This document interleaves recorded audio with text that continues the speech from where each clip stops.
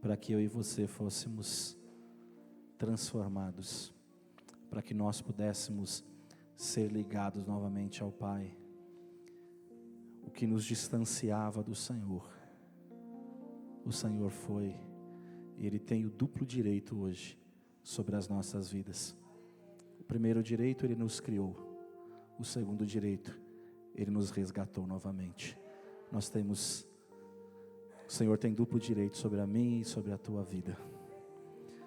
E que cada dia a gente possa buscar ao Senhor com mais fervor, com mais santidade. Porque sem santidade, a palavra do Senhor também diz, não veremos a Deus. E o Senhor quer que nós o vejamos. Então que a gente venha buscar ao Senhor a cada dia mais, adorar a Ele, realmente sermos melhor. Não viver para nós mesmos, né? Nós nos tornamos egoístas por muitas vezes. Nós queremos viver para nós mesmos, mas nós não vivemos para nós vivemos para o Senhor, para honrar e glorificar o nome dEle. Amém? Quero convidar os irmãos a se colocarem em pé. Abram suas Bíblias no Evangelho de Marcos, capítulo 8.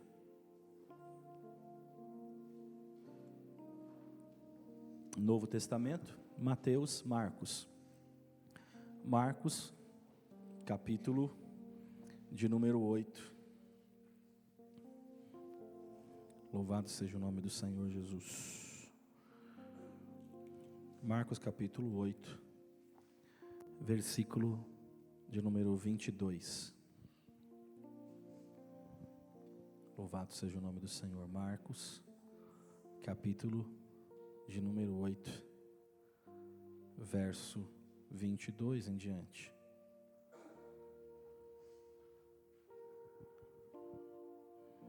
Louvado seja o nome do Senhor. Quero lembrar os irmãos que sábado agora é o chá das mulheres, amém? Que horas que é? 15 horas, amém? Chá das mulheres às 15 horas. Então você que não acertou ainda, acerte. Você que ainda não deu o teu nome e quer estar, ainda dá tempo, amém? O valor é R$50. Você procura a missionária nele no final do culto, amém? E que você participe e seja abençoado. Eu tenho a certeza que Deus vai falar poderosamente com as nossas irmãs nesse dia, amém? Marcos 8, 22, todos encontraram? Glória a Deus. Diz assim a palavra do Senhor: então chegaram a Betsaida e lhe trouxeram um cego, rogando-lhe que o tocasse. Jesus, tomando o cego pela mão, levou-o para fora da aldeia e, aplicando-lhe saliva aos olhos e impondo-lhe as mãos, perguntou-lhe: vês alguma coisa? Este, recobrando a vista, respondeu: vejo os homens, porque como árvores os vejo andando. Então, novamente lhe pôs as mãos nos olhos, e ele, passando a ver claramente, ficou restabelecido, e tudo distinguia de modo perfeito. E mandou Jesus embora para casa, recomendando-lhe: não entres na aldeia. Pai, nós te louvamos essa noite, te agradecemos pela tua palavra, Senhor, que é a maior revelação para as nossas vidas. Revela a tua vontade, fala conosco nesta noite, que eu diminua e o Senhor cresça. Eu sou apenas o canal, eu sou apenas, Senhor, o instrumento, para que o Senhor fale, Senhor Jesus. Por isso que não saia nada da minha boca, mas que saia somente aquilo que tu queres, Senhor Jesus. Por isso, a começar de mim, ministra o meu coração, ministra os corações da tua igreja, Senhor. Pai, que nenhum roubo de Satanás venha, Senhor, mas que esta palavra possa encontrar, Senhor, morada, e ela possa frutificar no coração dos meus irmãos, daqueles que necessitam ouvi-la, Senhor Jesus, nesta noite. Por isso, fala conosco, que nós te pedimos e te louvamos em nome de Jesus. Amém. Irmãos, pode sentar. Irmãos, e nós vamos falar hoje sobre a cura do cego em Betsaida. E Betsaida era uma vila de pescadores, era uma aldeia de pescadores, que ficava na margem ali do mar da Galileia. E 2000 anos atrás, se a gente voltar na história, não considerando hoje, era comum que os pobres, era comum que os pescadores, que viviam basicamente do lago, que viviam basicamente da pesca, eles vivessem em volta dele. as margens, vivessem naquela região. E nós sabemos, é sabido, a Bíblia nos conta isso, que Jesus ele inicia o seu ministério à beira do mar da Galileia. Lá em Mateus capítulo 4, o versículo 12, vai nos dizer assim: Jesus, porém, ouvindo que João estava preso, voltou para a Galileia, e, deixando Nazaré, foi habitar em Cafarnaum, cidade marítima nos confins de Zebulon e Naftali, para que se cumprisse o que foi dito pelo profeta Isaías, que diz: a terra de Zebulon e a terra de Naftali, junto ao caminho do mar, além do Jordão, a Galileia das nações. O povo que estava sentado em trevas viu uma grande luz, e aos que estavam assentados na região e sombra da morte, a luz raiou. Desde então, Jesus começou a pregar e a dizer: arrependei-vos, porque é chegado o reino dos céus. Então você vê que a mesma mensagem que João Batista estava pregando, Jesus também agora está dizendo. Jesus está falando sobre o arrependimento, que necessário é nos arrepender, porque é chegado o reino de Deus. Então o Filho de Deus estava ali, era a grande oportunidade do povo reconhecer quem Jesus era, era importante para o povo saber quem Jesus era e o que ele estava fazendo ali. E a Bíblia vai dizer que os principais milagres de Jesus estão por ali. A gente vai ver isso, quando a gente pega a história, os principais estão ali, em cidades litorâneas, em cidades junto ao mar da Galileia. Jesus ele começa o seu ministério à beira do mar. Ali ele começa a pregar em volta do mar da Galileia e começa a anunciar o reino de Deus para as cidades costeiras de pescadores. Ali também nós sabemos que ele consegue os seus primeiros discípulos. As cidades costeiras que nós temos ali, as principais que nós poderíamos citar naquele momento seriam Cafarnaum, Tiberíades, poderíamos citar Betsaida, Corazim e por aí vai. Então são várias cidades costeiras que vão ali, naquela região, e Jesus está ali pregando, Jesus está ali passando pelas cidades anunciando o Evangelho, anunciando que é chegar o reino de Deus. Mas dentre essas cidades, Betsaida, que é o nosso exemplo aqui, ela assume um lugar de destaque em um quesito muito interessante. O quesito dessa cidade chama-se incredulidade. E por causa da incredulidade da cidade de Betsaida e também de Corazim, Jesus ele vai dizer uma palavra de juízo sobre essas cidades. Aonde você vai ver isso? Mateus capítulo 11, versículo 20, Jesus agora ele vai proferir, ele vai dar uma palavra de juízo para as cidades. E eu quero reforçar que uma das cidades que nós estamos tratando é uma das cidades que Jesus proferiu uma palavra de juízo. Diz assim, Mateus capítulo 11, versículo 20: então Jesus começou a acusar as cidades onde tinha feito muitos milagres. Ele fez isso porque os seus moradores não haviam se arrependido dos seus pecados.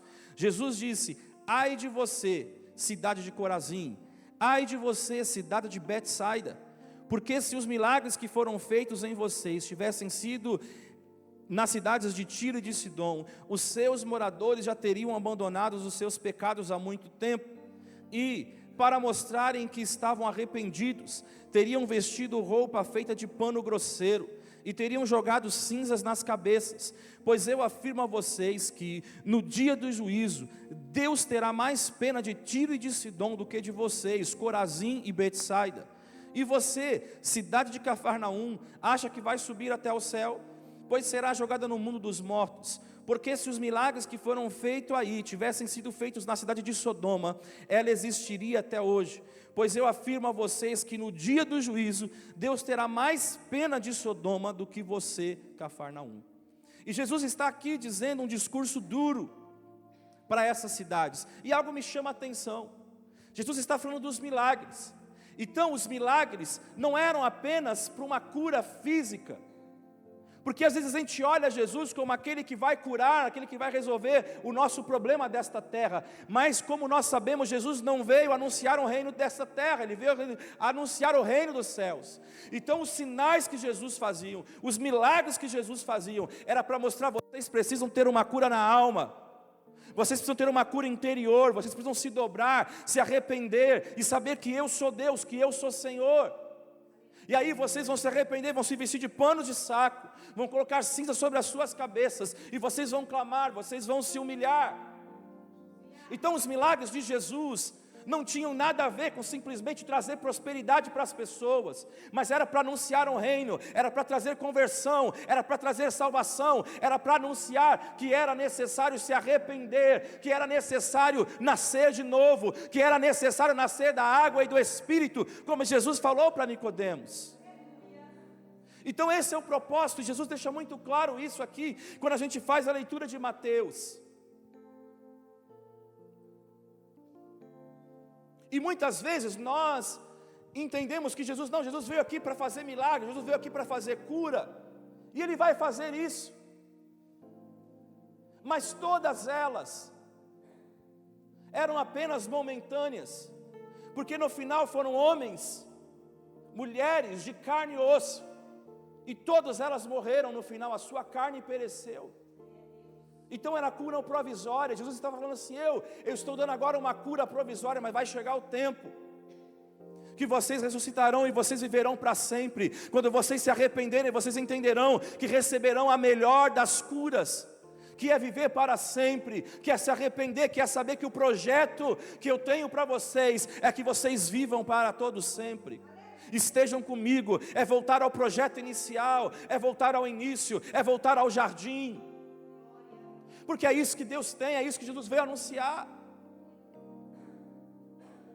Mas o problema é que hoje a nossa geração tem se conformado apenas com milagres momentâneos, curas provisórias que vão resolver o nosso problema na carne hoje. Mas Deus está dizendo para você o que você precisa nessa noite, muito mais do que uma cura física, é uma cura interior. É uma transformação do teu caráter, é uma transformação da tua forma de viver, é uma transformação da tua forma de agir. Jesus espera isso das nossas vidas, Jesus espera isso de mim e de você. Então Jesus aqui, quando Ele vai falar de Betsaida, é um exemplo de incredulidade, é um exemplo de um lugar que não tem nada a agregar a ninguém.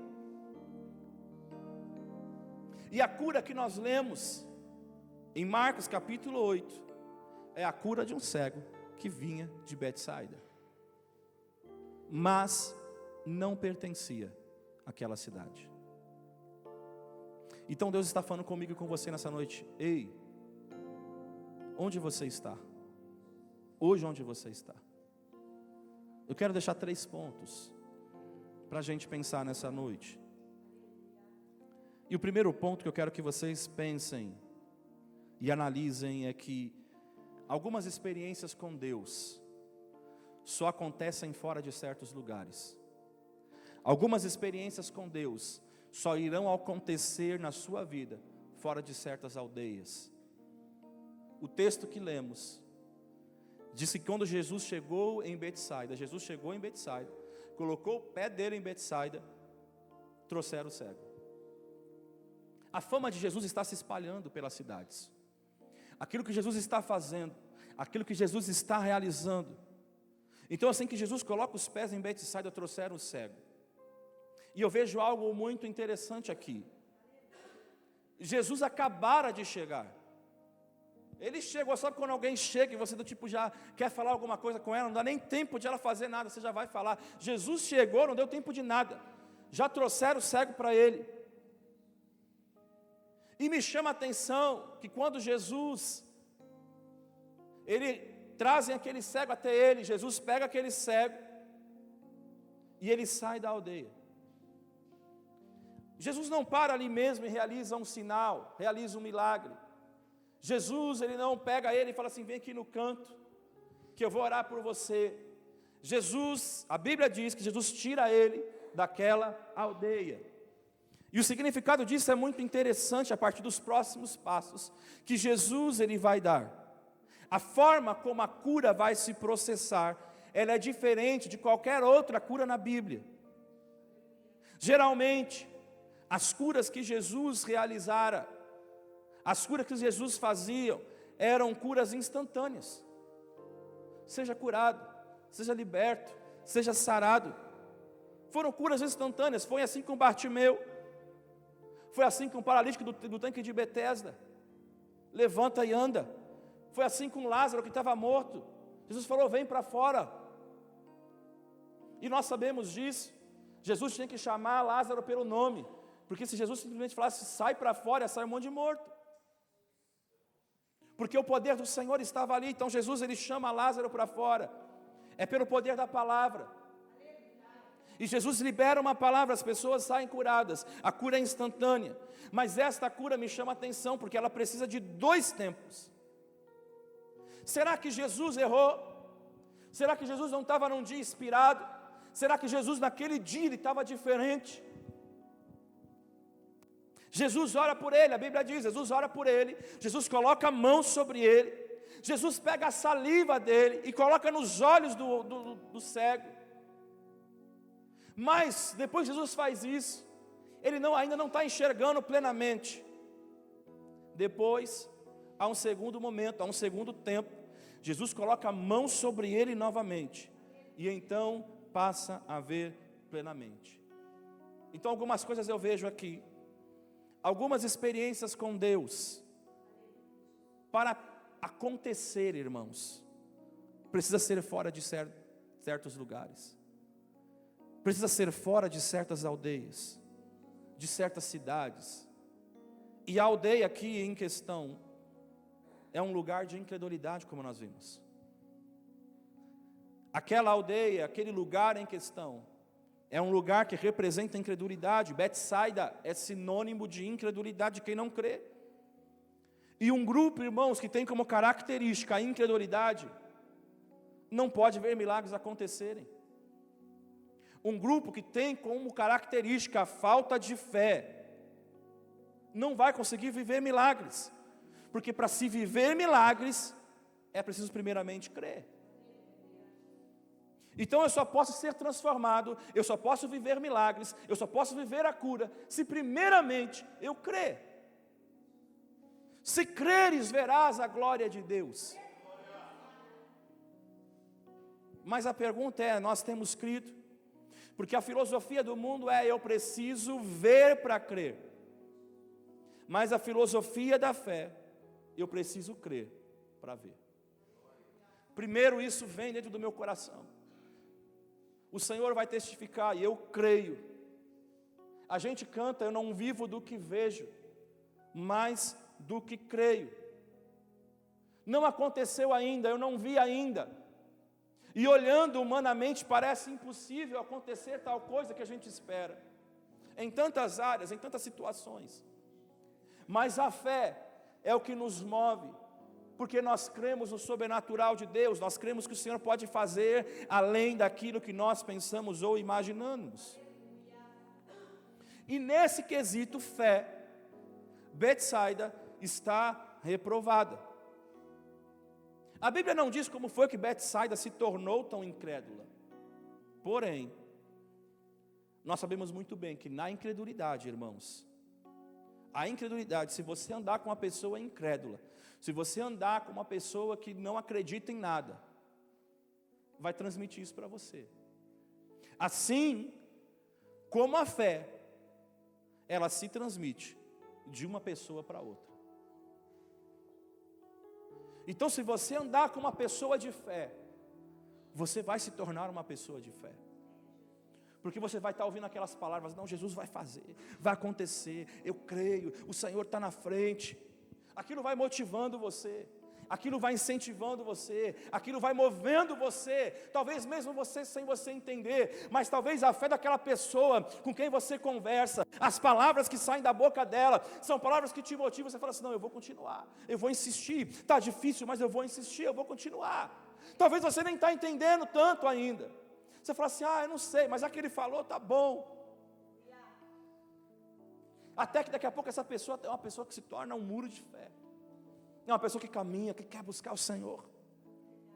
O que eu quero dizer com isso, irmãos, é que se você convive no ambiente de fé, se você convive no ambiente de oração, de clamor, se você convive no ambiente de esperança, em pouco tempo, eu digo para você, em pouco tempo, essa característica, ou cosmovisão para muitos, vai entrar na tua vida, vai fazer parte da sua vida. Porque se você na tua casa é um homem de oração, é uma mulher de oração, é um jovem de oração que busca, que clama, que adora, que busca do reino de Deus, é impossível a tua casa também não se tornar isso. Se você chamar a tua casa para orar, se você chamar a tua casa para clamar, não é na individualidade, mas é no coletivo. A sua casa será uma casa de bênção. A sua casa será uma casa de adoração ao Senhor, será uma casa de cura, de transformação, de libertação. Porque o ambiente que nós vivemos, ele vai nos tornar aquilo que a gente está vivendo, a gente vai se tornar isso. Mas se você viver num ambiente de incredulidade, se você viver num ambiente de falta de oração, se você viver num ambiente de falta de fé, de falta de leitura bíblica, de falta de jejum, de falta de convicção, em pouco tempo essa será a sua realidade. Em pouco tempo será esse seu estilo de vida. Porque tudo vai dar errado. Porque tudo você age na carne, não age no espírito. Porque não tem busca do Senhor. Não tem intimidade, não tem relacionamento com Deus. Não é uma casa que tem relacionamento. Como é a minha casa? Como é a tua casa? Será que é uma casa que tem relacionamento com Deus? Será que é uma casa que busca o Senhor?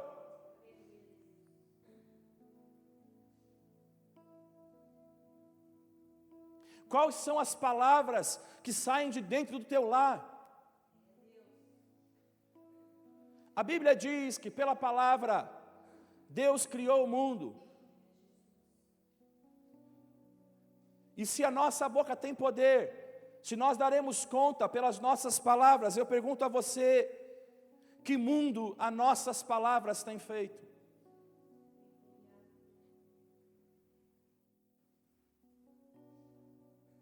Que mundo nossas palavras têm criado? Quando você abre a tua boca, você está proferindo uma palavra. E quais são as palavras que você prefere dentro do teu lar, dentro do teu casamento, dentro do teu relacionamento, dentro do relacionamento com os teus filhos? É o poder da palavra. E Deus, tudo aquilo que a Bíblia diz que tudo aquilo que Deus ele fez, ele viu que era bom. Deus não precisou fazer upgrade da terra que ele criou. Se você pegar o teu celular, você vai ver daí a pouco tempo, você compra um celular novo. Você vai ver que daí a alguns meses ele vai aparecer uma mensagem para você de atualização. Aí você fala assim, poxa, mas o celular é novo. Aí você vai olhar uma atualização do quê? Ah, porque tem erros, tem falhas, tem não sei o quê. Aí ele vai rodar uma atualização para que fique tudo perfeitamente bom, funcionando bem. Você fala, poxa, que legal, é um investimento que eu fiz e eles estão rodando uma atualização porque não estava funcionando perfeitamente. Vai passar mais um tempo, vai aparecer uma outra mensagem para você, mais uma outra atualização, e você vai de atualização em atualização. Sabe por quê? Porque o único que faz perfeito é Deus. Se fosse o Senhor que tivesse criado o iPhone, o celular, o smartphone, qualquer aparelho, qualquer coisa, não precisaria de atualização nenhuma, não precisaria de nada. Sabe por quê? Porque o que Deus faz é perfeito, o que Deus faz é bom. Mas o que o homem faz sempre vai precisar de atualização, sempre vai precisar de dar um jeitinho, sempre vai precisar fazer alguma coisa. Mas a Bíblia diz que Deus ele viu, ele criou, ele viu que era bom. E isso é suficiente. E isso basta. É o poder da palavra. É o poder da palavra que vai nos libertar. Então a vida cristã, hoje em dia, ela também é dividida em aldeias, irmãos. Todos nós estamos ali em cidades costeiras, espiritualmente falando, porque todos nós precisamos da água. Jesus disse que Ele é a água da vida. E nós estamos ali buscando essa água, estamos buscando das águas do Espírito. Então nós também somos pessoas que moramos em aldeias, dividimos em aldeias, podemos assim dizer. E algumas dessas aldeias são ambientes da manifestação da fé, da manifestação da graça de Deus, da glória de Deus, mas existem outros que são verdadeiros lugares de incredulidade. Existem aldeias hoje, irmãos, grupos formados por gente que ora, por gente que adora, grupos formados por gente que louva ao Senhor. E eu vou dizer algo para você, esse estilo de vida pega.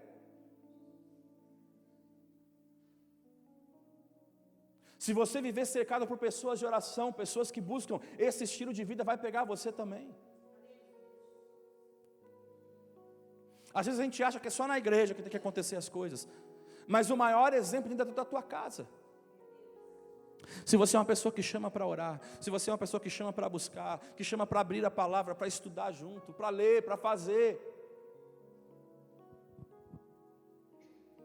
então as coisas vão começar a ser diferentes. Então existem aldeias que tem gente que ora, que busca, porque adorar é um estilo de vida, e isso vai se transmitir de um ao outro, essa sede, essa fome, esse desejo, e é aquilo que nós esperamos, amém? É aquilo que nós desejamos, a gente quer viver esse estilo de vida. Mas em contrapartida, existem os grupos daqueles que não creem. Existe o grupo daqueles que não adoram a Deus e apenas julgam. Infelizmente, tem aqueles que apenas julgam. Eles não estão interessados em ouvir a palavra de Deus, mas eles estão preocupados em encontrar defeitos, em encontrar falhas, em criticar isso, em criticar aquilo, em distorcer aquilo que é dito. Hoje a gente vê muitas palavras que se soltam aí, e usam palavras para atacar tantos homens de Deus, tantas mulheres de Deus, mas totalmente fora de um contexto que foi falado. Pegam uma palavra, não entendem o contexto que está sendo explicado, e tornam aquilo uma verdade, falam, olha, estão fazendo isso, mas não leem o contexto.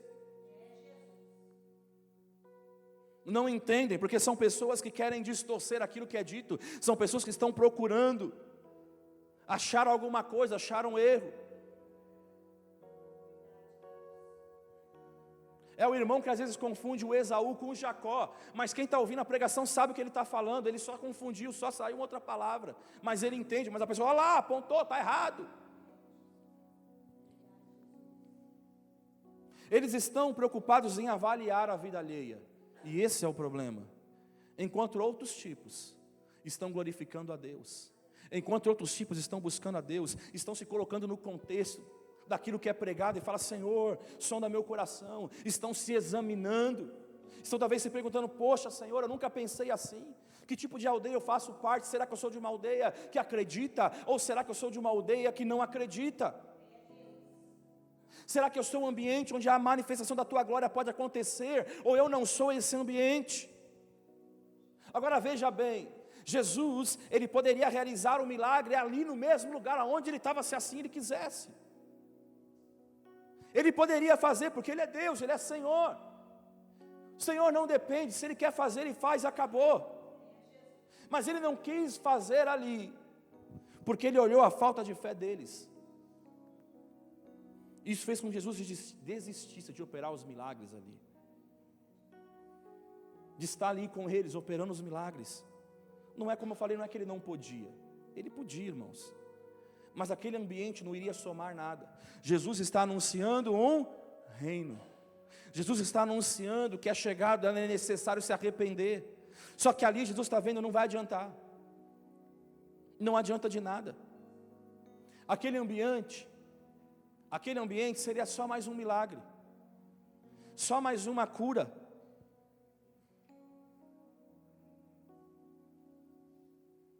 mas não geraria transformação, não geraria mudança de vida. Por isso Jesus puxa aquele cego para fora, porque se ele fizer ali, aquilo não vai gerar transformação. Se ele fizer dentro daquela cidade, não vai gerar transformação, não vai gerar cura, e não a cura física que eu estou dizendo, mas a cura interior.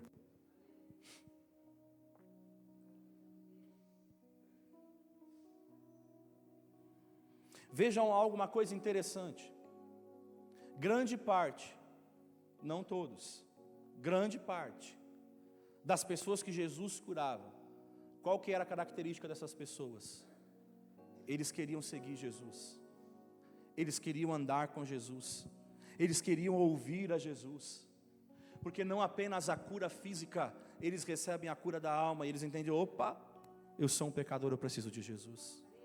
Pedro, quando vê a pesca maravilhosa, ele fala, Jesus, se afasta de mim, porque eu sou homem pecador, e o Senhor é Deus, o Senhor é santo.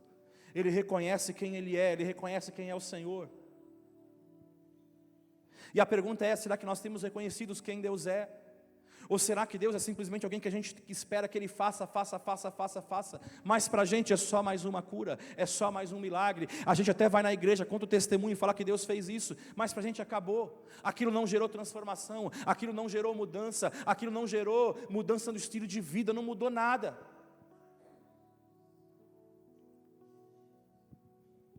É como você falar aqui que a gente vai fazer uma doação de alimentos. A gente coloca uma placa lá fora e fala, nós vamos fazer doação de alimentos. As pessoas vão fazer fila, porque elas querem um alimento, elas vão vir pegar. Mas eu vou falar para você, e você sabe que é uma verdade, talvez muitos não vão nem agradecer, talvez muitos simplesmente vão pegar como do tipo assim, tanto faz, eu vim aqui pegar, a sua obrigação me entregar, e simplesmente vão seguir as suas vidas, simplesmente se vão, como se nada tivesse acontecido. Sabe por quê? Porque não conseguem enxergar o favor de Deus, não conseguem enxergar a mão de Deus, não conseguem enxergar a misericórdia do Senhor sobre a vida delas. E quantas vezes nós não conseguimos enxergar o favor de Deus?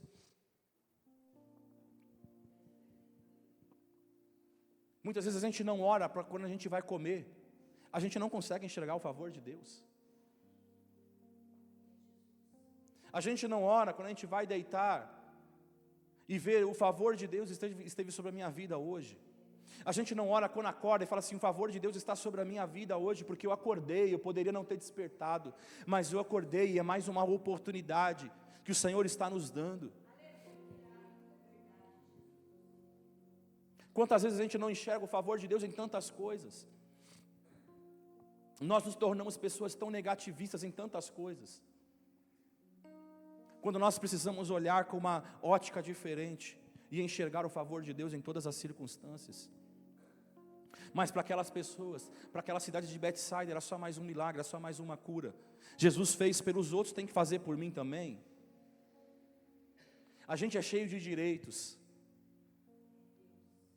Se fez para o outro, tem que fazer para mim também. Nós vamos voltar para a história, irmãos. Vamos voltar ao cego de Betsaida. Veja que Jesus atendeu o cego. Mas antes, Jesus levou ele para fora da aldeia. Agora perceba algo. Aquele cego nem era de Betsaida. Nem era. Ele estava ali, mas não era de lá. E como eu sei disso? É simples. Está no texto. Versículo 26, e mandou Jesus embora para casa, recomendando-lhe, não entres na aldeia. Então aqui está claro. Como ele pode ir embora para casa, sem entrar na aldeia? Se a casa dele realmente fosse na aldeia. Então o discurso de Jesus estaria errado. Então Jesus está dizendo, você não é desse lugar. Então volta para a tua casa e não volta mais para cá. Não fica mais aqui. Ele nem morava ali, está claro. Ele não era de Betsaida. Por isso que o texto vai dizer, a cura de um cego em Betsaida. Ele não morava lá. Ele estava lá, não sei o que ele estava fazendo, mas estava lá. O que ele estava fazendo lá? Esse é o ponto que eu quero que você pense nessa noite. Se alguém que precisa ser liberto de algo, não conviver com pessoas curadas, não vai dar certo. Se você é uma pessoa que tem um temperamento difícil, se você não viver com pessoas que são curadas nisso, vai ficar difícil. Porque ao invés de te puxar para sair dessa situação, se você viver de perto de pessoas que vão te levar para mau caminho, não vai dar certo, irmãos. Ele não era dali, mas vivia ali. Ele se tornou pior na convivência dos incrédulos. Por isso Jesus está tirando ele de lá. Ele se tornou frio, irmãos, ao conviver com pessoas frias. Ele se tornou incrédulo ao conviver com pessoas incrédulas. E sabe o que acontece? É exatamente isso que a sociedade, que o mundo faz com você. Ele molda você, ele muda o seu sotaque, ele muda os seus gostos, ele muda o seu estilo, ele muda o seu caráter.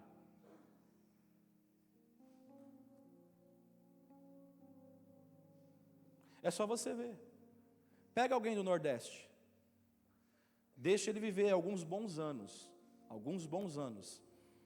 todo o sotaque que ele tinha, vai ter alguma coisa, mas pouco. Você já não vai conseguir distinguir 100% de onde que ele é. Os gostos, o jeito. Sabe por quê? Porque vai mudar. Você vai começar a ser moldado pelo ambiente que você vive. Aqueles irmãos que vêm do interior, que fala, né? Puxa o R. Vai passar o tempo, se ele não conviver mais no interior, se a Solange não conviver mais no interior, é verdade. A Solange, irmãos, ela vai perder esse verdade. E ela vai falar verdade. Por quê? O ambiente que você vai viver vai mudando você. E a gente consegue ver isso, irmãos. No dia a dia, pega os teus filhos, que é o maior exemplo, vê os teus filhos. Palavras que você não ensinou dentro de casa, mas eles estão vivendo num ambiente, daqui a pouco ele vem com uma gíria, vem com um negócio diferente, sabe por quê? Você acha que é porque ele criou? Não, é porque ele ouviu, e ele replicou. Eu vejo isso dentro da minha casa.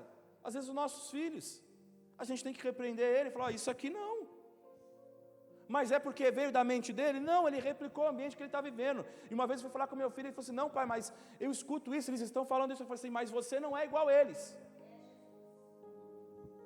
Então você não vai replicar isso, a gente vai e ensina.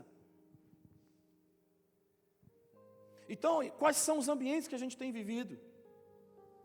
Ele não era dali, mas ele vivia ali por algum motivo, talvez alguma coisa chamou a atenção dele. É legal estar com a galera. E eu pergunto nessa noite, será que o mundo está moldando você?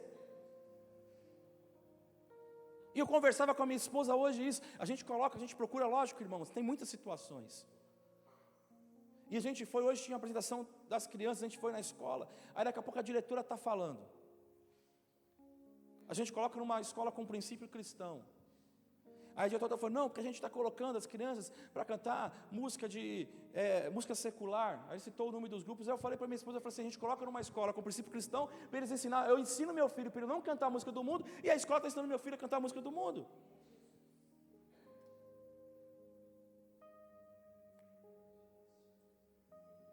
Porque a gente acha bonito.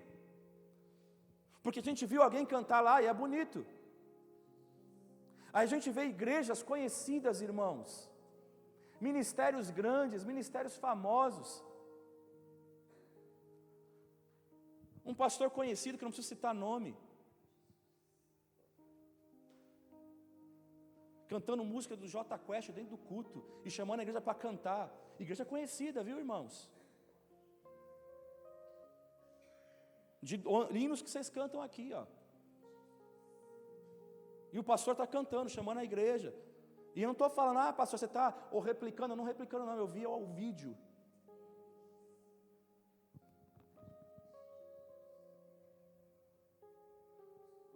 Pastor de igrejas renomadas que a gente olha, está batizando as irmãs de biquíni. Ô irmão.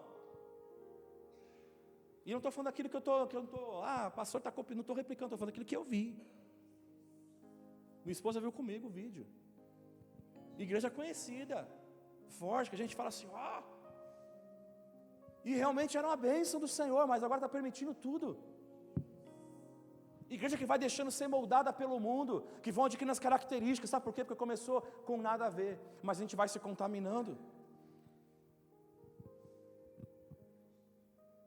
Entenda algo, nós estamos nessa terra, mas nós não somos dela. Nós não somos dela, você entende isso? O apóstolo Paulo, há 2 semanas atrás eu preguei sobre isso. O apóstolo Paulo está preso, mas ele fala, eu sou embaixador de Cristo. Ele entende, para eles, para Roma eu sou um escravo, eu sou um preso, mas para o Senhor eu sou embaixador, porque eu estou anunciando o reino, eu não sou deste mundo mesmo. Mas o nosso problema é que a gente vai gostando, a gente vai se adaptando, e a gente quer, não, eu quero me adaptar aqui, porque Deus me chamou para me virar o melhor dessa terra, para eu ficar aqui. Irmãos, Deus pode fazer tudo o que Ele quiser. Não estou negando que Deus não possa fazer, mas esse não é o teu objetivo. Se o teu objetivo é esse, você precisa rever teus valores, porque nosso objetivo não está nesta terra.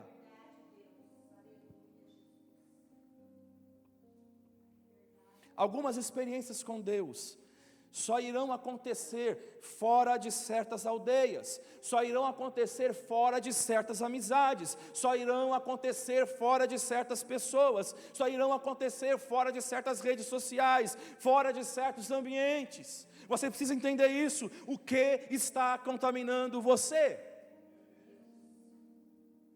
O que está entrando que você está deixando contaminar você?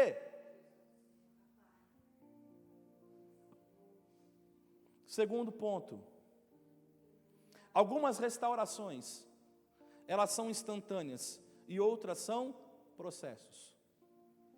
Existem etapas na nossa conversão que se processam instantaneamente, ou seja, é de imediato. Mas existem outras questões que são processos, que podem ser longos, que talvez levem a vida toda para serem aperfeiçoados. Quando a Bíblia diz lá em Efésios capítulo 4, versículo 12, que o ministério visa o aperfeiçoamento dos santos, é desse processo de santificação que a Bíblia se refere. Eu explico. Por exemplo, muitos que se converteram, talvez que estão aqui, já se dobraram diante de uma imagem. A maioria já se ajoelhou, já orou diante de ídolos. Mas tudo isso terminou quando houve um encontro, quando houve uma entrega a Jesus. Bastou essa entrega para nunca mais se prostrar diante de nenhum ídolo. Foi instantâneo. Eu entendi, somente a Deus eu vou adorar. E acabou. Virou a chave. Acabou. Instantâneo. Mas, em contrapartida, alguns processos da nossa conversão são mais longos, são mais duradouros. E algum deles, como eu falei, vão requerer manutenção durante a vida. Por exemplo, para ficar fácil você entender, a mentira, a fofoca, o temperamento, os vícios. Vai ser um processo. Deus vai curando você, gradativamente, diariamente. O cego, ele recebeu o toque de Jesus, ele passou a enxergar, mas ele não enxergou claramente. E por isso, foi preciso novamente o toque de Jesus, para finalmente poder ver como as demais pessoas enxergavam, para poder enxergar plenamente. Alguns recebem uma libertação instantaneamente, no primeiro encontro com Jesus. Outros, dia a dia, vão se desenvolver, ainda vão lutar dia a dia, para conseguir alcançar a completa libertação. Para esse segundo grupo, nesse texto, nós encontramos o apoio que se precisa. Jesus, ele poderia curar direto na primeira etapa? Podia, irmãos. Mas eu também vejo que ele faz em duas partes. Porque é para ensinar a gente que às vezes é um processo, mas que ele sempre está disposto a colocar a mão uma segunda vez, uma terceira vez, uma quarta vez, uma quinta vez. Ele sempre vai pôr a mão. Sempre que você pedir, ele vai colocar a mão. Ele vai agir, ele pode curar você, ele pode transformar você, ele pode refazer o processo se tiver que refazer. Mas você precisa querer e crer. Em algumas versões, da minha Bíblia é a Almeida Revista Atualizada, mas, por exemplo, na ACF, que é a Almeida Corrigida Fiel, o Marcos 8:25, que nós lemos, se quiser projetar aí, na ACF, Almeida Corrigida Fiel, não sei se vocês têm aí, vai dizer assim: depois disso, isso vai dizer, é um acréscimo, que, por exemplo, na minha, a Revista Atualizada não tem, mas a Corrigida Fiel tem. Depois disso, tornou a pôr-lhe as mãos sobre os olhos e o fez olhar para cima. Então tem um acréscimo aqui, que eu acho muito interessante. O fez olhar para cima, e ele ficou restaurado, e viu a todos claramente. Jesus aqui está dizendo o quê? Olhar para cima. Sabe por quê? Porque o nosso problema é que a gente fica olhando muito para as pessoas. O nosso problema muitas vezes é que a gente olha muito para o homem, para a mulher. E aquele cego, talvez ele está olhando para os homens. Então ele fala, eu vejo homens como árvores que andam, eles estão andando. Eles estão andando. Jesus falou assim, filho, não olha para essa terra, olha para o alto. E a Bíblia diz, levantarei os meus olhos para o alto. Eleva os meus olhos para o alto, de onde me vem o socorro? O meu socorro vem do Senhor. Jesus está dizendo, para de olhar, olha para cima. Você está olhando muito para as pessoas. E quando Ele faz isso, a coisa funciona. Jesus está dizendo, olha, esse lugar não é bom para você, porque aqui você olha para pessoas. Enquanto você olhar para pessoas, você não vai ter a experiência que eu quero ter com você. A Bíblia vai falar sobre Isaías, o rei teve que morrer, para que ele pudesse enxergar o verdadeiro rei. Porque enquanto a gente estiver ainda olhando para as pessoas, olhando para as situações, a gente não vai conseguir enxergar a Deus. A gente não vai ver ao Senhor claramente. A gente precisa aprender a olhar para o Senhor, porque Ele é o caminho. A gente precisa aprender a olhar para Cristo, porque Ele é o caminho para as nossas vidas. Terceiro e último, irmãos. A garantia da libertação está em não voltar mais para certos ambientes. Jesus te curou, mas você precisa não voltar mais para a situação que você vivia antes. Já sabemos que aquele cego, ele não morava naquela aldeia, porque senão a frase de Jesus estaria desconexa, não teria conexão. Assim como sabemos que ele vivia naquela aldeia por algum motivo, eu não sei, algo atraiu ele, fez ele. Mas quando Jesus impôs as mãos novamente, quando ele passou a ver tudo com clareza, a libertação está completa. Agora você está vendo com clareza, filho. Você está enxergando de verdade. Eu quero que você pegue isso, clareza. Quando Deus te mostra com clareza, é a hora que você precisa, opa, é agora que eu tenho que agir. O nosso problema às vezes, quando Deus abre os nossos olhos, a gente não age, a gente espera ainda. Deus faz com que a gente enxergue com clareza, para que a gente possa agir, para que a gente possa andar, para que a gente possa viver o novo. A ordem de Jesus foi clara, agora que você enxerga, agora que você está vendo, eu estou mostrando para você, não volte mais para essa aldeia. Não entra mais aí. O que Deus está falando conosco nesse texto é que depois que Deus abre a nossa visão, irmãos, existem aldeias, existem lugares que não podemos voltar mais. Você não pode voltar mais para esse lugar, você não pode mais andar dessa mesma forma que você andava. Você precisa consertar o teu caminho, você precisa endireitar o teu caminho.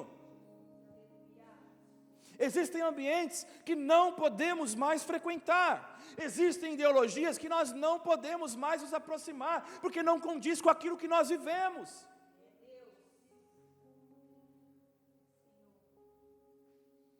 Por isso, para mim, irmãos, é absurdo quando um crente ele vira extrema esquerda, porque olha os ideais. Você é cristão, olha os ideais. Se vai contra a palavra do Senhor, está errado, querido. E eu não estou defendendo política aqui. Eu estou dizendo, olha valores, defenda valores do reino. O nosso papel é defender valores do reino. Porque nós somos do reino do Senhor, amém? Então Jesus está falando, você não pode viver mais nessa ideologia. Porque isso não vai te aproximar do teu Senhor. Ao contrário, vai te distanciar do teu Senhor. Existem situações, irmãos, que não podemos mais fazer parte, porque isso vai comprometer a caminhada de santificação. E a caminhada com o homem? Não, é com Jesus, irmãos. A caminhada é com Deus. Não tinha nada para ir ali. E é isso que Jesus está falando, não tem nada para você aqui, filho, sai daqui. Você não tem que viver, larga tudo, sai fora. Foi assim com Ló, os anjos estão tirando. Você não é daqui, sai daqui. O teu lugar não é aqui, sai daqui. Porque isso está derrubando, está acabando com você. Mas a mulher de Ló não, desejando ela olha. Quando Deus abre os nossos olhos, quando Deus revela para a gente a vontade dEle, quando Deus revela o querer dEle, então a gente tem que entrar e fazer, irmãos, porque senão a gente vai voltar e fazer tudo errado novamente, e Deus não quer isso. É como Jesus falou para o paralítico do tanque de Betesda, lá no João 5,14, a parte B, Jesus o encontrou, ele no templo, e lhe disse, olha que já estás curado, você já está diferente, filho, não peques mais, para que não te suceda coisa pior. Jesus está falando, você não pode voltar para aquela vida que você vivia, você não pode agir da mesma forma que você agia.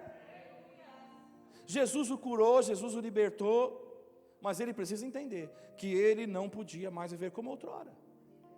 1 Coríntios capítulo 15, versículo 33, o que a Bíblia vai dizer? As más conversações corrompem os bons costumes. Então, você acha que você vai chegar num ambiente de má conversação, você com bons costumes, você acha que vai acontecer o quê? Tem aquele crente que fala assim, não, eu vou reverter, eu vou mudar tudo. Dá no que dá, irmãos. É bíblico, as más conversações corrompem os bons costumes. Então aquilo que você está ali, você pega o teu filho e está martelando, ensinando ele no caminho, falando, mas ele se envolve na roda de escarnecedor. Vai corromper os bons costumes. É o exemplo que eu dei do meu filho. Vai corromper o bom costume que ele aprendeu. E se eu como pai, se a minha esposa como mãe, se a gente não tiver a visão que o Senhor nos abriu, que deu clareza, e a gente não chegar e repreender e corrigir na hora, lá na frente a gente vai ter um problema, porque a gente entende que o quê? Filho é flecha na mão do arqueiro, e você afia a sua flecha. Esse é o papel, irmãos. Eu gosto de uma frase que eu vi: o pecado não é engraçadinho, o pecado é pecado. A gente às vezes olha uma criança fazendo um pecado, mas ela não entende, a gente acha engraçadinho. Não, deixa, pecado é pecado, irmãos. Não interessa se é uma criança pequena que está fazendo. Às vezes a gente acha o máximo. Pega uma criancinha pequenininha, está dançando uma dança do mundo lá, ai que lindo, ai está dançando, é pecado, irmão, você tem que ir lá repreender e cortar tudo. As más conversações corrompem os bons costumes. Então eu quero terminar nessa noite fazendo essa pergunta: o que é o não volte mais para a aldeia para você nessa noite? O que é o não volte mais? O que Deus está falando para você hoje que você não tem que voltar mais? Qual é o relacionamento? Qual é a rodinha? Sei lá o que mais? Que você está vivendo, que você convive. Isso está te destruindo, filho. Isso está destruindo você. E Deus está te alertando, Deus está trazendo alerta nessa noite. O que é o não volte mais para a aldeia? Ele já curou você, já transformou você, mas você insiste em voltar, isso vai acabar com você, isso vai destruir sua vida. Se o Senhor está te mostrando isso hoje, você precisa se posicionar hoje. Se o Senhor abre os teus olhos hoje, é hoje que você tem que dar uma decisão, porque isso está matando a sua fé. Você vai ouvir a palavra, mas se você não se posicionar, o inimigo vai sufocar essa palavra para continuar matando a sua fé. Às vezes a gente fala assim, não, mas vamos devagar. Não tem como ir devagar, irmãos. Não dá para você pular um buraco grande com 2 pulinhos. Para você pular um buraco grande, você tem que dar um pulo grande. Não dá para ficar do tipo, não, mas vamos devagar. Não tem o devagar, com Deus não tem o devagar, vai. Então você precisa mudar drasticamente o seu estilo de vida, a forma, a conduta que você tem. Para de dar pulinho, porque se você der um pulinho, você vai cair no buraco de novo. Deus fala, dá um pulo grande. Pega o impulso que vem da palavra de Deus, pega o impulso que vem do Senhor Jesus, que vai te puxar para trás, vai falar, filho, está errado, agora, está vendo esse buraco? Pula sobre ele, e você vai vencer, e você vai triunfar. É isso que Deus está esperando de mim, é isso que Deus está esperando de você. Não dê pulinho, dê um pulo grande, definitivo na tua vida. Deus espera uma mudança radical na tua vida. Deus espera uma transformação radical na tua vida. E transformação é radical, não é? É radical, irmãos. A decisão é única.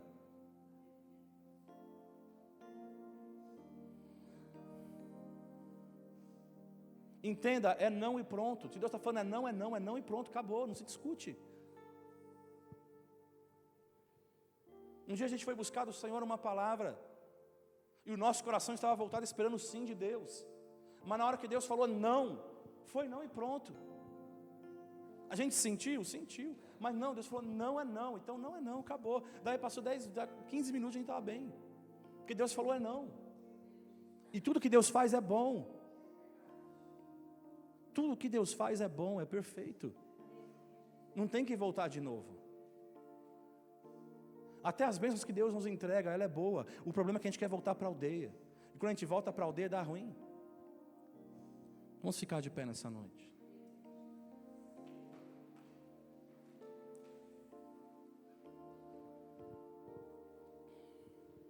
Se posicione em direção a Cristo. Eu não sei como anda a tua vida. Eu não sei se você está preso em alguma aldeia ainda. Eu não sei se você está preso em algum ambiente ainda que você não consegue largar. Eu quero dizer, Deus quer libertar você. Deus quer fazer você enxergar hoje. Deus te trouxe aqui para fazer você enxergar. Deus te trouxe aqui para você não ser a mesma pessoa. Deus trouxe aqui para você andar de uma forma diferente.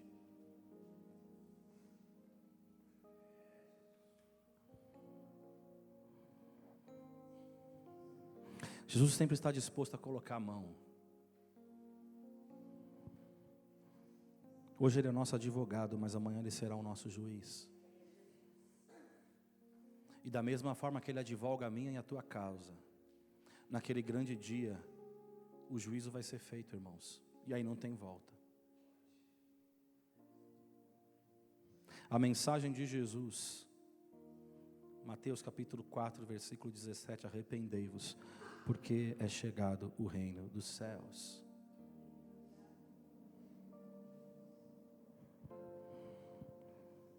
Quero que você feche os teus olhos. Eu quero orar por você.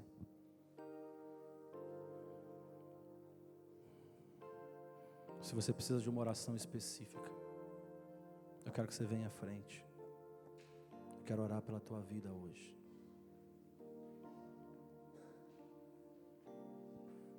Você sabe que você tem andado em aldeias que Deus não quer. Ou você tem flertado com coisas que você não deveria flertar. Deus quer consertar nessa noite. Deus quer abrir os olhos nessa noite. Deus quer abrir o entendimento nessa noite.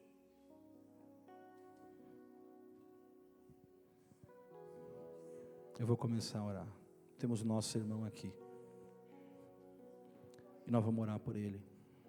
O pastor Celso vai estar orando também. Se tiver mais gente, você sabe que essa palavra é com você. Não tenha vergonha, venha. Fala, Senhor, eu preciso acertar o rumo. Não quer dizer que você caiu. Não quer dizer que você destruiu tudo. Mas quer dizer que talvez você está entrando numa rota que não é boa. Isso está prendendo você, está perdendo a comunhão com Deus. Deus está falando, abra a mão hoje. Deus está te dando uma chance. E essa é a oportunidade que Deus te dá hoje. Senhor Jesus, nessa noite a tua palavra foi ministrada, Senhor Jesus. E o Senhor é aquele que toca, Senhor, no mais profundo de cada coração. Coisas que talvez nós nem entendamos, nós nem compreendamos, mas que talvez entrou, Senhor Jesus, e é uma aldeia. É um ambiente, Senhor, que nós não podemos viver, Espírito Santo. Senhor Jesus, esse meu irmão que está aqui, essa minha irmã, Senhor, que está aqui nesta casa, talvez que não vieram à frente, que está nos ouvindo, Senhor Jesus, por essa transmissão, por esse vídeo, Espírito Santo, que o Senhor entre agora nesse coração, Senhor Jesus, e abra, Senhor, o entendimento. Abra, Senhor Jesus, o entendimento agora, para que essas vidas, Senhor, sejam restauradas, sejam curadas, sejam libertas, sejam transformadas, Senhor Jesus. Quantas vezes vão por um caminho, Senhor, que não agrada ao Senhor, uma direção que não agrada ao Senhor, mas nessa noite, pelo poder do sangue de Jesus, pela autoridade do sangue de Jesus, Pai, nós quebramos as cadeias agora, em nome de Jesus. Senhor, abra o entendimento agora, Senhor Jesus, põe por terra todos os inimigos, Senhor, em nome de Jesus. Pai, nós guerreamos nessa noite, noite, nós clamamos pela cura, nós clamamos pelo milagre, nós clamamos pela libertação nesta hora. Espírito Santo, abre os olhos daquele que não tem enxergado, Senhor, abre os olhos daquele que não consegue mais contemplar a Tua glória, Pai, em nome de Jesus, porque eles precisam entender, Pai, que te ver, Senhor, é melhor do que tudo, Senhor Jesus. Por isso, meu Pai, age, por isso, meu Pai, opera, por isso, meu Pai, ministra, Senhor Jesus, sobre estas vidas. Derrama, Senhor, a Tua glória agora, trazendo libertação, trazendo transformação. Essa é a minha oração nessa noite, meu Pai, em nome de Jesus. Derrama da Tua glória, derrama do Teu poder, derrama, Senhor, da virtude que há do Teu Espírito Santo, Senhor Jesus. Abre, Senhor, abra, Senhor, abra, Senhor, os olhos dessas pessoas, em nome de Jesus. Manifesta, Senhor Jesus, o Teu poder, Senhor, em nome de Jesus.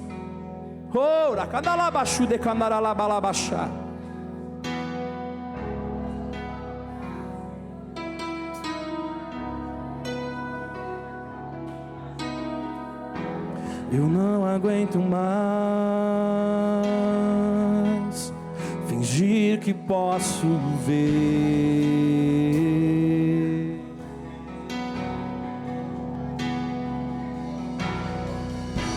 Eu não aguento mais não enxergar o que o Teu amor consegue ver.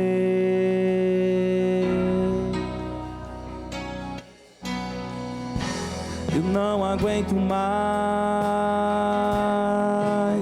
fingir que posso ver.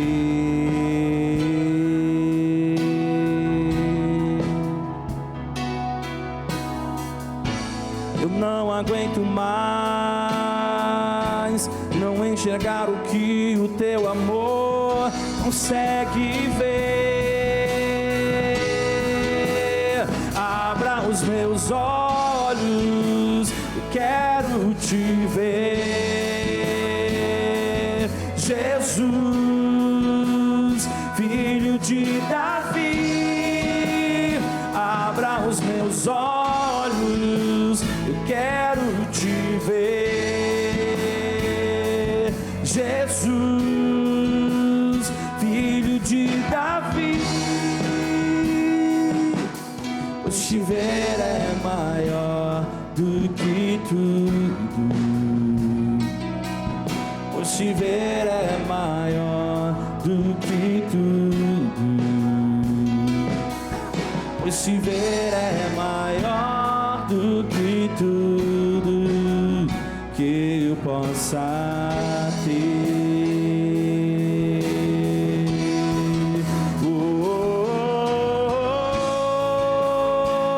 Eis-me aqui, rendido estou.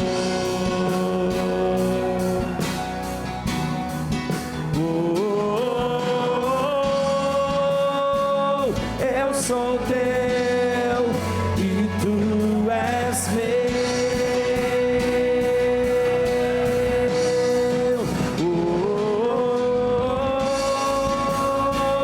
Eis-me aqui, rendido estou.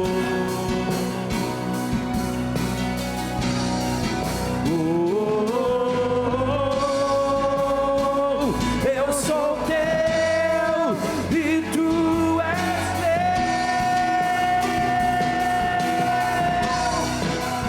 Abra os meus olhos, eu quero Te ver,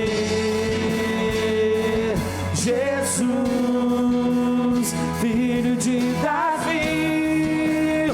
Abra os meus olhos, eu quero Te ver, Jesus, Filho de Davi. Entenda isso, diga para ele. Pois Te ver é